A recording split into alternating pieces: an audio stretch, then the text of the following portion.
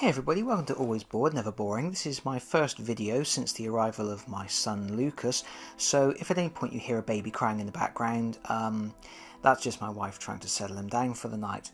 So, while that's going on, I thought I would take a break from my current series of videos on the Warhammer 40k starter set No Fear to talk about Games Workshop figures in general.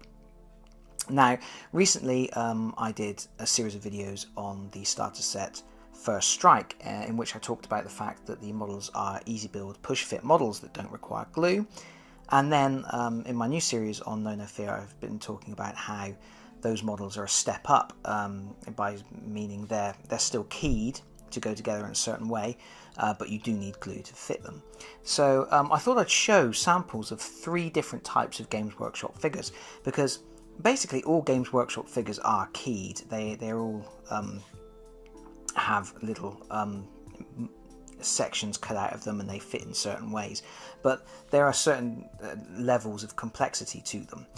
So I've got 3 sort of examples that I've picked from my collection of unbuilt miniatures. The first is, this is a sprue from my set of dwarf Blood Bowl figures. Now, Blood Bowl figures are intended for easy accessibility.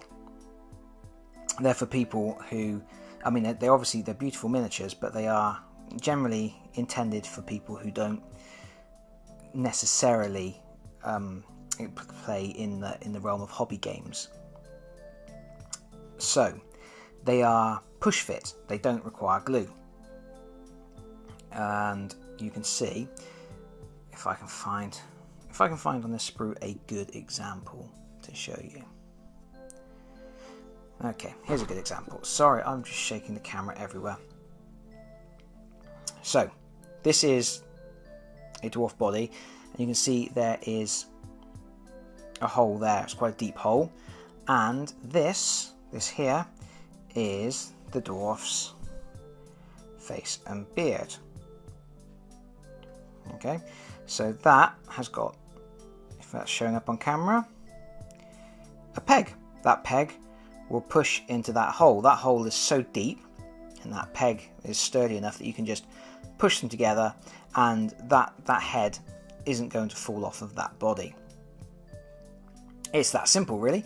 And you will also notice that at the bottom of the model is a plastic bar, and that is because Blood Bowl figures and all Pushfit models come with slotter bases.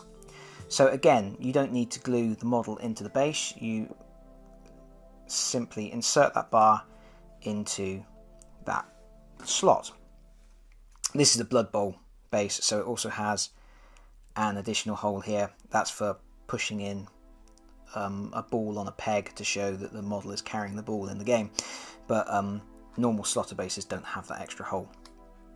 They just have the slot. So that's a very simple example of a push fit model. You can put those together. Obviously, you can put a drop of glue in there and push them together, and that's what I do before painting them. But you don't need to. You can just clip them out, push them together, and that's the most basic form of miniature. And then there's the second phase, and the second phase is models that are keyed but which only go together one way. Now, this particular model is Ahriman from the Burning of Prospero board game. I have not assembled my model of Ahriman because I've been using a proxy from Assassinorum in his place at the moment. I just hadn't got around to building him. I wanted to start playing the game, and then real life got in the way, and I haven't got around to actually building him yet. But anyway, this is Ahriman. You can see it's a lot more pieces than on the Blood Bowl figure. Blood Bowl figures tend to be sort of 3 or 4 pieces, and that's generally the case for a lot of the push fit models. They're 3 or 4 quite large sections that just clip together. This is a slightly different beast. It's more complex, but it is still keyed, by which we can see here is a section of Araman's body, there's his legs, there's his arm holding the staff, and you can see there is a lug there. If I can get that really, really close up.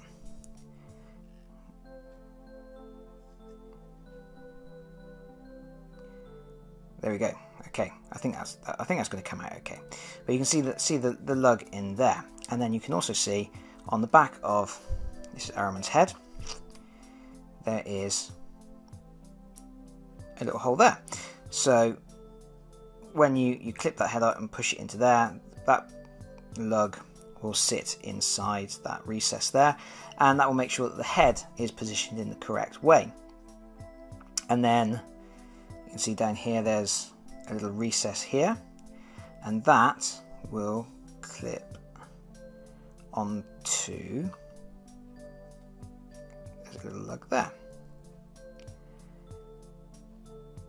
Sorry if these aren't coming out very well, they're obviously very, very finely made. Here's a better example on the back. You can see there's a domed section there, just here.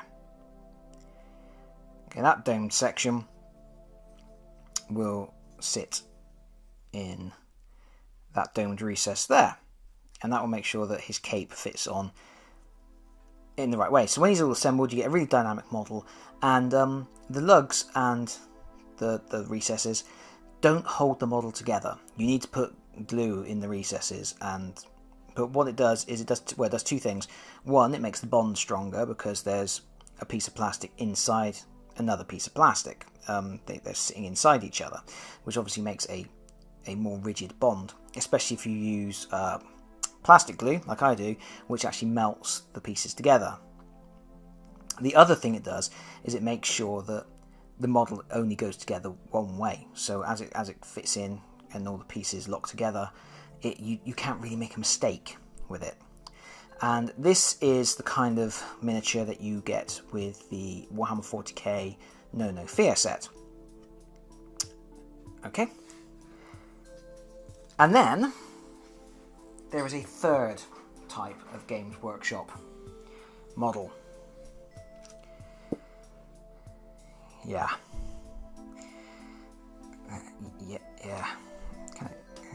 This is a set of 3 sprues, 1, 2, 3, for making a unit of 10 Space Marines for the Burning of Prospero game. Again, these guys aren't assembled because I was using Space Marines from one of my other sets, and these kind of got relegated to the drawer of stuff that I haven't made yet and still need to get around to at some point.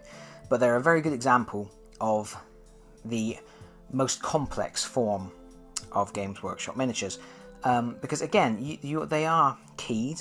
Certain parts are keyed, but you also get lots of ways to customize how they're going together.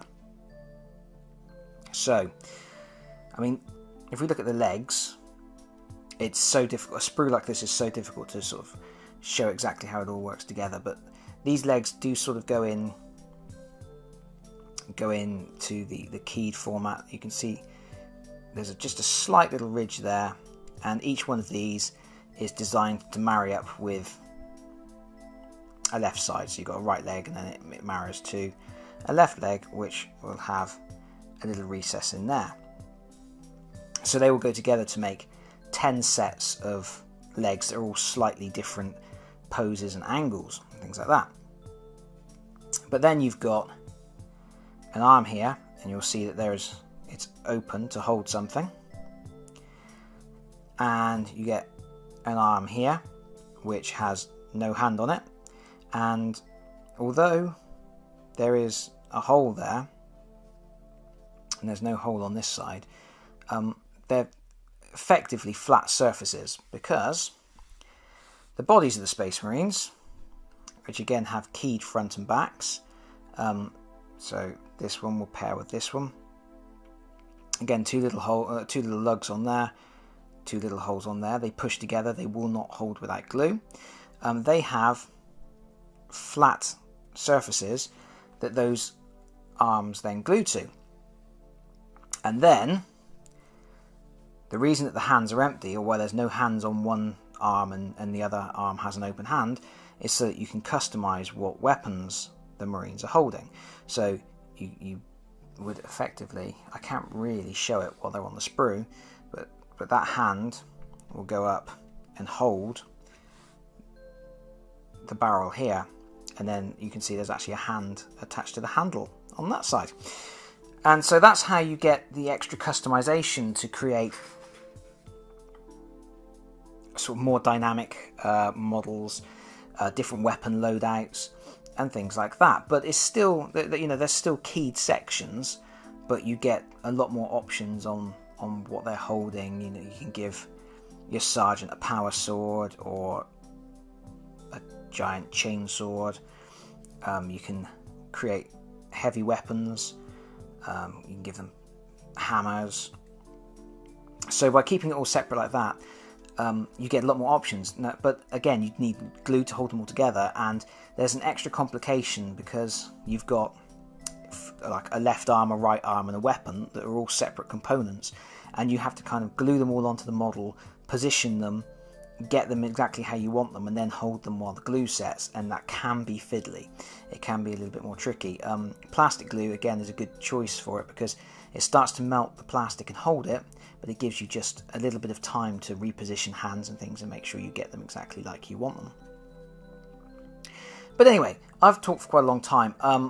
Obviously, this is not going to be of any interest to anybody who plays Games Workshop games and knows what to expect from the various different kits.